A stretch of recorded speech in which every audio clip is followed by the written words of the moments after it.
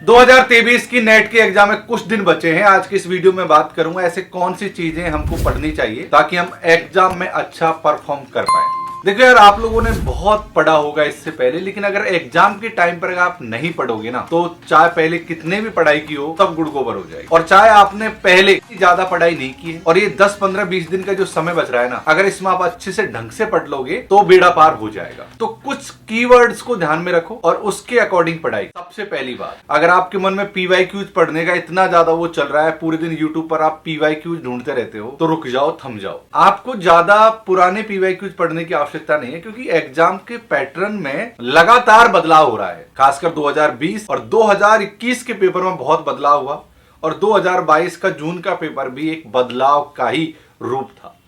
तो मैं आपसे कहना चाहूंगा कि 2020, 2021 और 2022 इन 3 वर्षों में जो पेपर लगे हैं, आप उनको पढ़िए।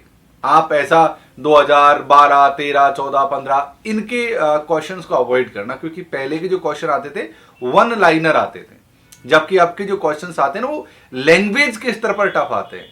मतलब क्वेश्चन सरल है, लेकिन जो क्वेश्चन की जो लैंग्वेज है, भाषा है, वो टफ है। तो आपको उनको ढंग से पढ़कर ही सॉल्व करना पड़ेगा। तो एक चीज तो आपको ये ध्यान में रखना। हाँ, दूसरा यार ये बात है कि अगर 3 घंटे का पेपर आ रहा है ना, तो पेपर 1 को सिर्फ 1 घंटा नहीं देना है।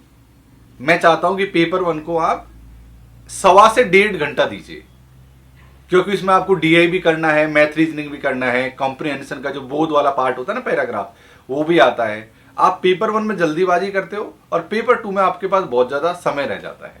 देखो, पेपर 2 की खासियत है, या तो आपसे कोई क्वेश्चन आएगा तो आप 1 सेकंड में करेक्ट कर दोगे, नहीं आएगा तो नहीं आएगा।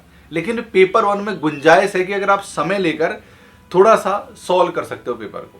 तो पेपर 1 में आप 60 मिनट के बजाय अगर आप 80 मिनट का समय लेते हो, इवन आप 90 मिनट का समय भी लेते हो, तो एक अच्छी रणनीति का हिस्सा रहेगा।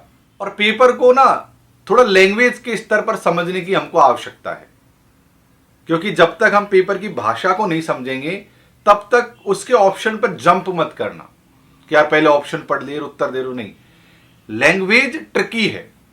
आपके सामने ऑप्शन पता है कैसे आएंगे, 4 ऑप्शन ऐसे आएंगे कि यार चारों ऑप्शन सही हैं और आपने उन ऑप्शनों को कहीं ना कहीं पढ़ा होगा, लेकिन क्वेश्चन में आपसे अलग चीज पूछी होगी और आपको उस क्वेश्चन के आधार पर ऑप्शन चुनना था, ना कि ऑप्शन के आधार पर क्वेश्चन को चुनना। कुछ छोटी छोटी चीजें हैं, इनका आप ख्याल रखना। ये साथियों, थैंक यू।